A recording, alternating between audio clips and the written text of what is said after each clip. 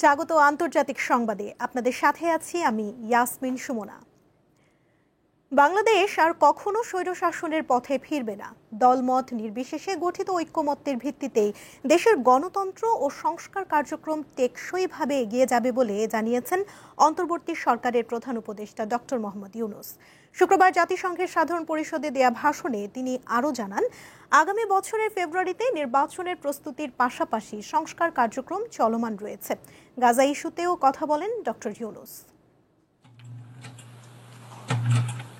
New ইয়র্কের স্থানীয় সময় শুক্রবার সকালে জাতিসংঘ সাধারণ পরিষদের ৮০তম অধিবেশনে বাংলায় ভাষণ দেন প্রধান উপদেষ্টা ডক্টর মোহাম্মদ ইউনূস। আগামী বছরের ফেব্রুয়ারিতে জাতীয় নির্বাচনের প্রস্তুতির পাশাপাশি নাগরিক বান্ধব সংস্কার চলমান রয়েছে বলে জানান তিনি।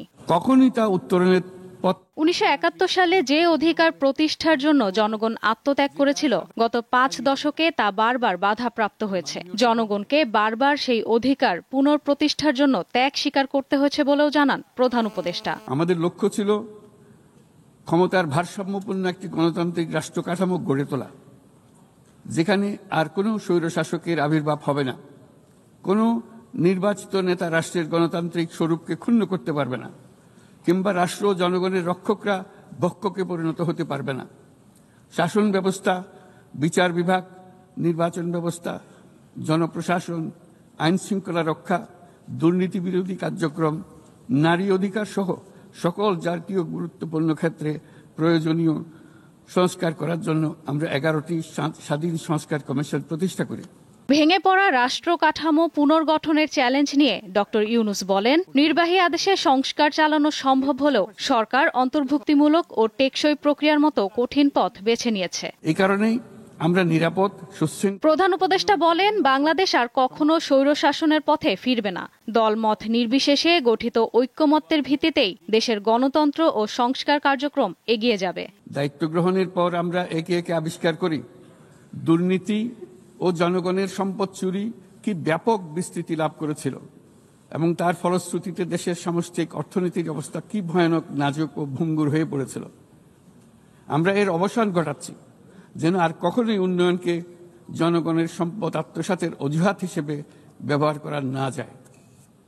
দেশের নাজুক অর্থনৈতিক পরিস্থিতি মজবুত করতে আমরা সংস্কারমূলক কিছু কঠিন কিন্তু প্রয়োজনীয় সিদ্ধান্ত গ্রহণ করেছে। দেশ থেকে পাচার হওয়া অবৈধ সম্পদ পুনরুদ্ধার করা সরকারের শীর্ষ অগ্রাধিকার বলে জানান প্রধান উপদেষ্টা। বৈশ্বিক পাচার রোধে কঠোর আন্তর্জাতিক আইন প্রণয়ন এবং সঠিক বাস্তবায়নের আহ্বান জানান তিনি। 60%-রও বেশি মানুষের বয়স। ২০২৪ সালের জুলাই অভ্যুত্থানের পর বাংলাদেশের রূপান্তরের কথা তুলে ধরে প্রফেসর ইউনূস বলেন, গণতন্ত্র পুনরুদ্ধার ও সংস্কার প্রক্রিয়াকে অনুপ্রাণিত করতে যুব সমাজ ছিল মুখ্য চালিকা শক্তি, যা বর্তমানে জুলাই ঘোষণাপত্রতে প্রাতিষ্ঠানিকভাবে প্রতিষ্ঠিত হয়েছে।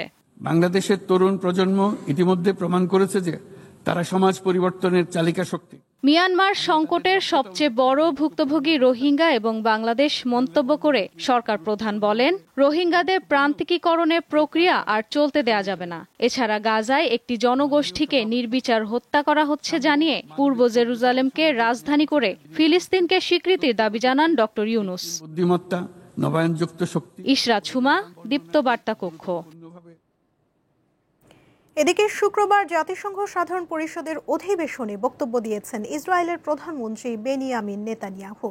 তবে তিনি মঞ্চে ওঠার সাথে সাথেই বিভিন্ন দেশের প্রতিনিধিরা প্রতিবাদ জানিয়ে গণহারে অধিবেশন কক্ষ বর্জন করেন। শুক্রবার নিউ ইয়র্কের স্থানীয় সময় সকালে ভাষণের জন্য নেতানিয়াহুর নাম ঘোষণার সঙ্গে সঙ্গে বিভিন্ন দেশের প্রতিনিধিরা আসন ছেড়ে উঠে দাঁড়ান। প্রতিনিধিরা যখন অধিবেশন কক্ষ ছেড়ে যাচ্ছিলেন, তখন সেখানে উপস্থিত অনেকেই হাততালি দেন। এ সময় শীষ বাজাতেও শোনা যায়। পরিষদের সভাপতি শৃঙ্খলা বজায় রাখতে বললেও তাতে কাজ হয়নি। নেতানিয়াহুর ভাষণের সময় তার সামনের প্রায় সবগুলো আসন ফাঁকা ছিল।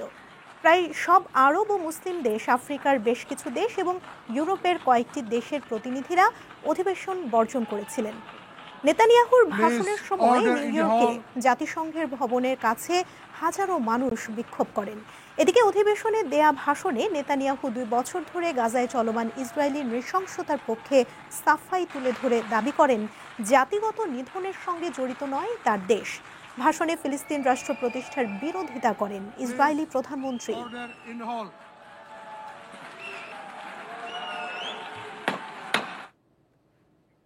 গাজায় ইসরায়েলি বাহিনীর অভিযানে বৃহস্পতিবার সন্ধ্যা থেকে শুক্রবার সন্ধ্যা পর্যন্ত 60 জন প্রাণ হারিয়েছেন, আহত হয়েছেন 142 জন। শুক্রবার রাতে এক বিবৃতিতে এই তথ্য জানিয়েছে গাজার স্বাস্থ্য মন্ত্রণালয়। এতে উপত্যকাটিতে গত 2 বছরে ইসরায়েলি অভিযানে নিহতের সংখ্যা 65,549 জনে দাঁড়িয়েছে এবং আহতের সংখ্যা 1,67,518 জনে পৌঁছেছে। সংবাদ মাধ্যম আল জাজিরা জানিয়েছে ইসরায়েলি হামলায় গাজা সিটিতেই কমপক্ষে 30 জন নিহত হয়েছেন। গত 16 সেপ্টেম্বরের পর থেকে গাজার এই বড় শহরটিতে ব্যাপক পরিসরে স্থল অভিযান ও হামলা শুরু করেছে ইসরায়েল। এমন পরিস্থিতিতেও গাজায় হামলা আরও বৃদ্ধির ইঙ্গিত দিয়েছেন ইসরায়েলি প্রধানমন্ত্রী বেনিয়ামিন নেতানিয়াহু। নিউ ইয়র্কে জাতিসংঘের সাধারণ পরিষদে এক ভাষণে হামাসের বিরুদ্ধে কাজ শেষ করার প্রতিশ্রুতি দিয়েছেন তিনি। আবারও গাজা প্রসঙ্গ। গাজায় যুদ্ধ পরবর্তী অন্তর্বর্তী প্রশাসন পরিচালনায় যুক্তরাজ্যের সাবেক প্রধানমন্ত্রী টনি ব্লেয়ার নেতৃস্থানীয় ভূমিকা নিতে পারেন। ব্রিটিশ সংবাদ মাধ্যম বিবিসি ও দ্য ইকোনমিস্ট ম্যাগাজিন শুক্রবার এই তথ্য জানিয়েছে। প্রতিবেদনে বলা হয়েছে জাতিসংঘ ও অংশীদারদের সমর্থন নিয়ে প্রস্তাবিত এই কাঠামোর নাম হবে গাজা ইন্টারন্যাশনাল ট্রানজিশনাল অথরিটি গিটা। প্রস্তাব অনুযায়ী 5 বছরের জন্য গাজার সর্বোচ্চ রাজনৈতিক ও আইনি কর্তৃপক্ষ হিসেবে টনি ব্লেয়ারের এই অন্তর্বর্তী প্রশাসন জাতিসংঘের ম্যান্ডেট চাইবে এবং পরবর্তী সময়ে ধাপে ধাপে ক্ষমতা হস্তান্তর করে সেটি ফিলিস্তিনি কর্তৃপক্ষকে ফিরিয়ে দেয়া হবে। যুক্তরাষ্ট্রের প্রেসিডেন্ট ডোনাল্ড ট্রাম্প প্রশাসন এবং অন্যান্যদের সঙ্গে গাজায় যুদ্ধ পরবর্তী এই প্রশাসন নিয়ে টনি ব্লেয়ারের আলোচনার পর এ খবর এসেছে। বলা হচ্ছে এই পরিকল্পনায় হোয়াইট হাউসের সমর্থন আছে, তবে টনি ব্লেয়ারের কার্যালয় বলেছে তিনি এমন কোনো পদক্ষেপ সমর্থন করবেন না যা গাজার মানুষকে বাস্তুচ্যুত করবে। যুক্তরাজ্যকে 2003 সালে ইরাক যুদ্ধে জড়িয়েছিলেন টনি ব্লেয়ার। তিনি গাজার ভবিষ্যৎ পরিকল্পনা নিয়ে সব পক্ষের সঙ্গে এরই মধ্যে উচ্চ পর্যায়ের বৈঠক করেছেন। অধিকৃত পশ্চিম তীরে অবৈধ ইসরায়েলি বসতিতে কার্যক্রম চালানো এবং দেশটিকে সাহায্য করা কোম্পানিগুলোর একটি হালনাগাদ ডেটাবেস প্রকাশ করেছে জাতিসংঘ।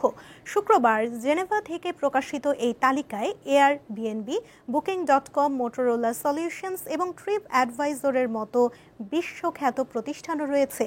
তালিকায় মোট 11টি দেশের 158টি কোম্পানির নাম রয়েছে। এর মধ্যে বেশিরভাগই ইসরায়েল ভিত্তিক, বাকিগুলো কানাডা, চীন, France, Germany, Luxembourg, Netherlands, Portugal, Spain, যুক্তরাজ্য ও যুক্তরাষ্ট্র ভিত্তিক। তবে আলস্টম, ওপরোস সহ কয়েকটি প্রতিষ্ঠান এবার বাদ পড়েছে। জাতিসংঘ জানিয়েছে যেসব কোম্পানি বসতিতে নির্মাণ কাজ, নজরদারি, উচ্ছেদ বা কৃষি জমি ধ্বংসের মতো কার্যক্রমে জড়িত শুধুমাত্র তাদের তালিকাভুক্ত করা হয়েছে। দর্শক, এই ছিল আজকের আন্তর্জাতিক সংবাদে। এরপর বিকেল 5টায় জেলার সংবাদ দেখার আমন্ত্রণ রইল। এছাড়া আরও তথ্য পেতে যুক্ত থাকুন দীপ্ত ডিজিটাল প্ল্যাটফর্মের সাথে। ধন্যবাদ সবাইকে।